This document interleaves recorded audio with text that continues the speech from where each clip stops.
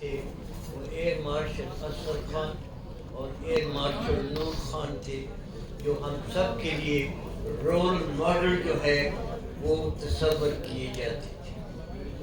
میں کوئی سیاست دان نہیں، نہ میرا سیاست سے کوئی تعلق ہے، مگر میری اپنی زندگی کے مشاہدات ہیں، کچھ تجزیے ہیں جو کہ میں پیش کرنا چاہتا ہوں، اور مجھے امید ہے کہ اس میں سے ہم یہ پاکستان کے جو موجودہ حالات ہیں اس میں سے ہم آخر کر سکیں گے کہ ہم نے کس راستے پہ چلنا ہے، تاکہ اس ملک کی سمت کو ہم صحیح کر سکیں۔ میں اس وقت اوپنلی کہنا چاہتا ہوں، the country at this very moment is struggling for its very survival.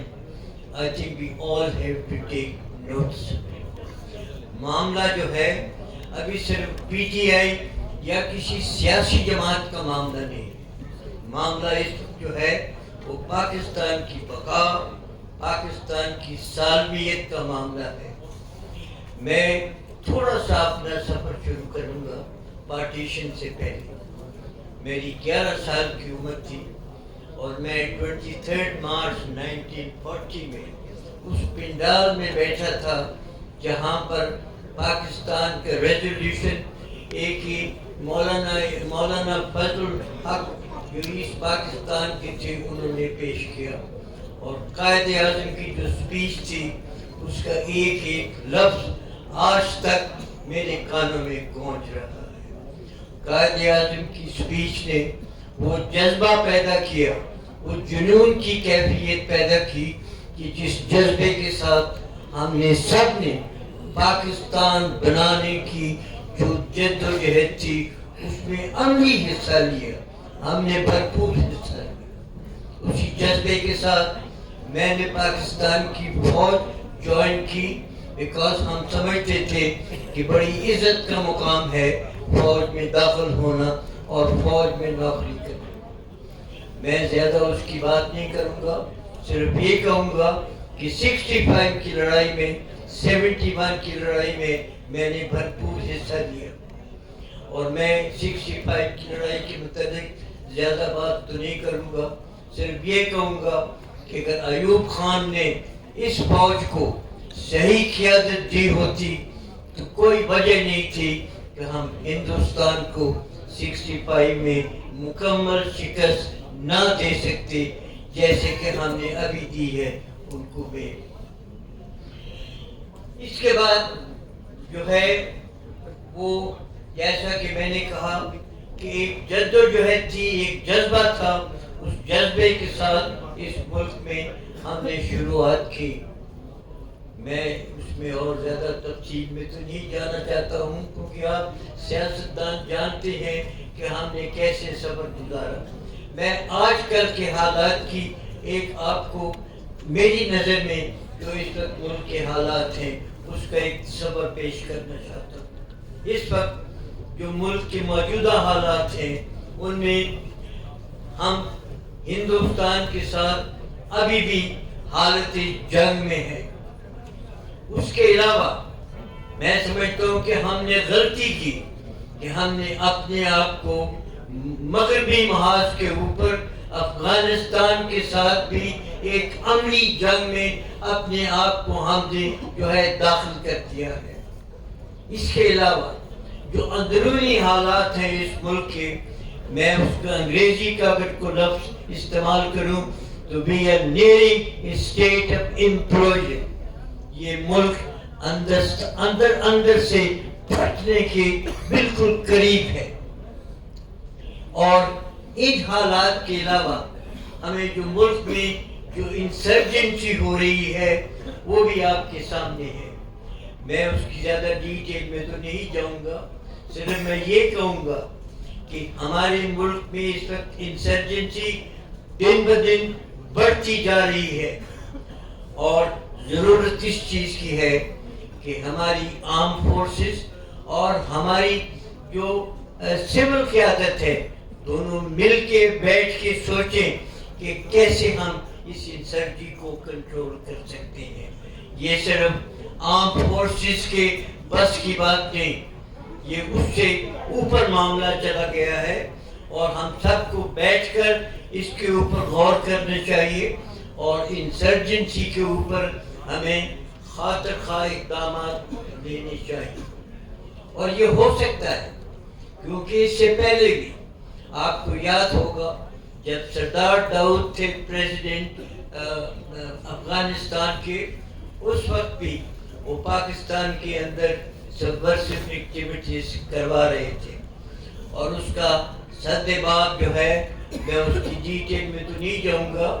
Brigadier Babar جو بعد میں جنرل بابر تھے, انہوں نے اس کا ایسا سدباب کیا کہ سردار داؤد خود بھاگتے ہوئے آئے پاکستان, اور مسٹر بھٹو سے انہوں نے میٹنگ کی, اور اس میٹنگ میں انہوں نے کہا نو مور Pakhtunistan, I accept Turin Line as the international border and I'm ready to sign an agreement.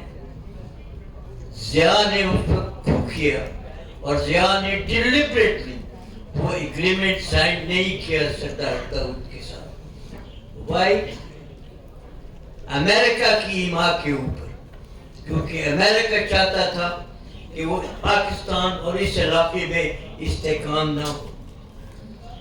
اور ضیاء کے بعد میں بات کروں گا کہ میرا اپنا تھوڑا سا تجربہ ہے, میں نے اپنی زندگی میں کچھ چیزیں دیکھی ہیں.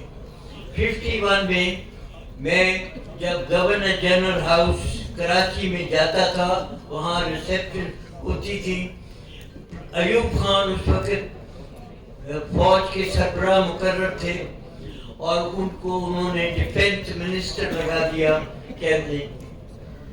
ان میٹنگ میں خواجہ ناظم الدین گورنر جنرل تھے, اور میں نے اپنی آنکھوں سے دیکھا کہ جتنے سیاستدان تھے وہ سارے ایوب خان کے گرد they were cajoling around him, اس کے ارد گرد گھوم رہے تھے, اور ان کے الفاظ یہ تھے کہ sir, the fate of this country is in your hands. Ayub Khan کا دماغ کیوں نہ خراب ہوتا؟ میں نے اس وقت بھی دیکھا 7 سال لگے اس کا دماغ خراب ہونے میں, آخر میں اس نے وہی کام کیا. اور جو اس نے وہ کام کیا, میں دوبارہ آؤں گا اس کے اوپر کہ اس کے امریکنز کی حمایت تھی ایوب خان کو مارشل لاء لگانے کی. اب اس کے بعد آیا یحییٰ خان کا مارشل لاء, ضیاء کا مارشل لاء, اور مشرف کا مارشل لاء. میں ان کے متعلق بات نہیں کہوں گا, صرف ایک بات کہوں گا کہ all these martial laws, they never solved any problem of the country. They left more problems in the wake of it than what they set out to correct. اور ہمیں اس چیز سے یہ ہمیں سبق سیکھنا چاہیے. اب اس کے بعد اپریل 2022 سے ہم نے ایک نئی ہائیبریڈ حکومت دیکھی. اس ہائیبریڈ حکومت کو کس کے ایما کے اوپر کیا نام ہے کھڑا کیا گیا وہ سب کو پتہ ہے. ابھی کوئی ٹکی چھپی بات نہیں ہے.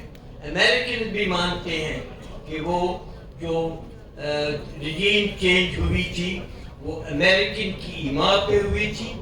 جو امریکن تھا وہ ڈیپٹی سیکریٹری لو یا کیا نام تھا اس کا, اس نے پاکستان کے ایمبیسڈر کو کہا تھا کہ اگر آپ نے یہ اپنا نو کانفیڈنس موومنٹ نہیں پیش کی عمران خان کے خلاف, تو پھر پاکستان کو اس کے کانسیکوینسز جو ہیں وہ بھگتنے پڑے گا. مصیبت صرف یہ ہے کہ جو بھی کارروائی ہوتی ہے وہ ہمارے ملک کے اندر سے ہوتی ہے. کارروائی کرنے والے امریکن نہیں تھے, فورنر نہیں تھے.